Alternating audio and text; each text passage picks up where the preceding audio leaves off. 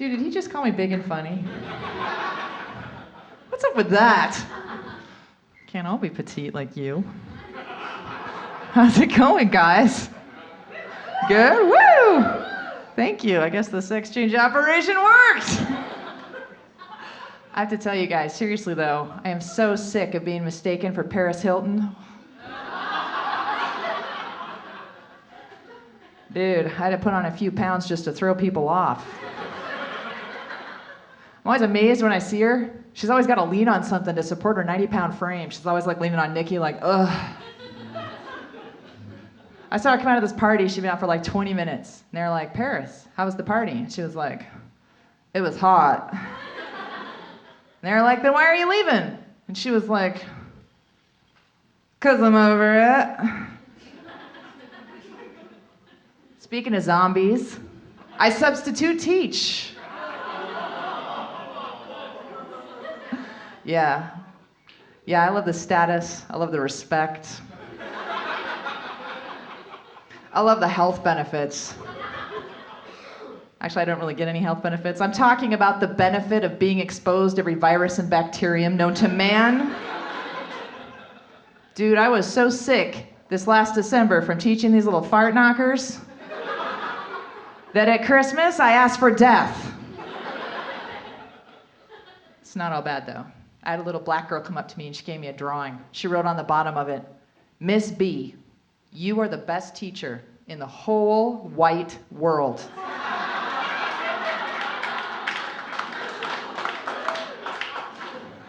Never gonna get that kind of recognition from the district. I was teaching at a school a couple months ago and they said, we want you to run a lockdown drill, which meant I couldn't let the kids go out to the bathroom or go out to recess. Let me give you my definition of recess. It is the 15 minutes I have during the day to decide to unload my gun and put it back into my purse. You never know what you're gonna get with these kids. I was working at a school last week. They had a group of traveling actors come in to entertain the children. And God bless their hearts, one of these guys had a lazy eye.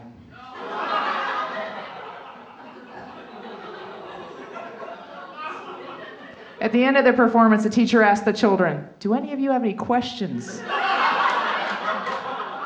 for any of the actors? All 200 hands.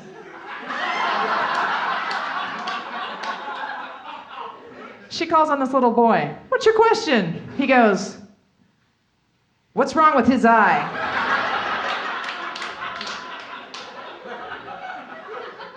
Teacher was like, that is not an appropriate question. Does anyone else have an appropriate question? All 200 hands.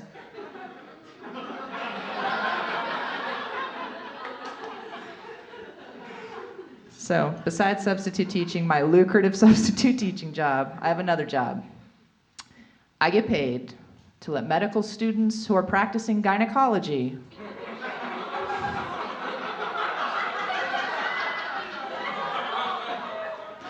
ply their trade on me. Now, some of you may be wondering right now, is she serious? How much does that pay? Or maybe just how do I get involved? I'm dead serious. It pays a buttload, or a vagina load in my case. And I have had 178 pap smears.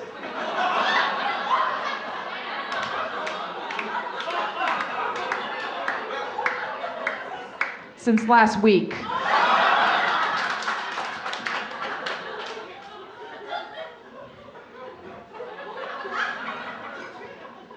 Now the job is really quite easy after you get over your initial feeling of being gangbanged. So what's it like? Let me paint you a picture. I'm lying on my back in a room, grateful I'm about to be intruded upon by a steel instrument rather than keeping 21st graders from choking on paste. And the room I'm in, it's surrounded with video cameras because they record the whole interaction so that the students can learn from the tape. Now, they tell me that tape is for the students' benefit, but I can't help but think that somewhere out there is a website for papsmearhose.com. And I'm on it. Which also means at some point I'm gonna have to explain to any future children, Mommy was a medical university porn star. With over 354 films under her belt, literally under her belt. And she worked with both men and women. I gotta say, I do prefer the women. They just understand the anatomy better. 'Cause let's face it, these male medical students, they're nerds. They've had their noses in books, not in a vagina. Mine is probably one of the first they've ever seen. So as he comes stumbling towards me with a set of steel clamps with a crank on the side of it, dude, I just lie there like an old hooker and think about the money.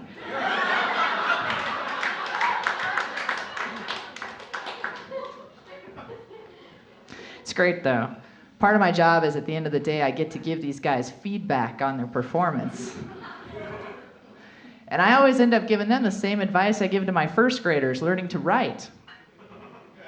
I tell them, go slow, take your time. Stay between the lines. And hold it like this.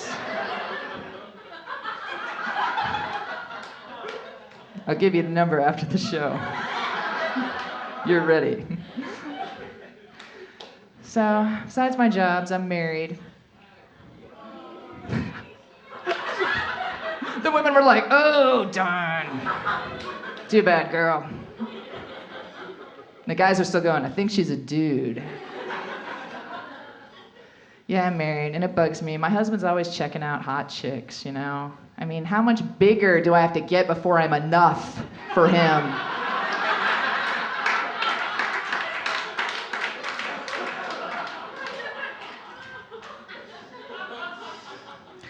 I did come up with a solution, though. The next time he's ogling a hot chick, I'm gonna go straight up to her. I'm gonna go, hi, see that balding guy with the bad gum line? He thinks you're hot. And I'm here to help him out, but I want to tell you a few things about him first. First off, he pees in the shower. I know that's personal, but I wanted you to know what that stain was coming from. Secondly, he thinks the words to that song from Flashdance, Take Your Passion and Make It Happen, is take your pants down and make it happen. And he's gonna sing that and a whole lot of other gay songs over and over again. And last but not least, he is a member of the IFGS. What's that, you ask? It's the International Fantasy Gaming Society. It's a group of guys and gals who get together willy-nilly and dress up in medieval costumes. They travel by the freak load up to the mountains and beat on each other with foam swords. Now this is important, and I'm sure he'd want me to mention this. Don't confuse the IFGS with the SCA. The Society for Creative Anachronisms. They use real swords. So if you're ready for some good lovin', trek on over to Matthew's table, or as he likes to be called, Sir Croton of Hobbiton. Don't forget your shower booties and your foam. Thank you, guys have been great.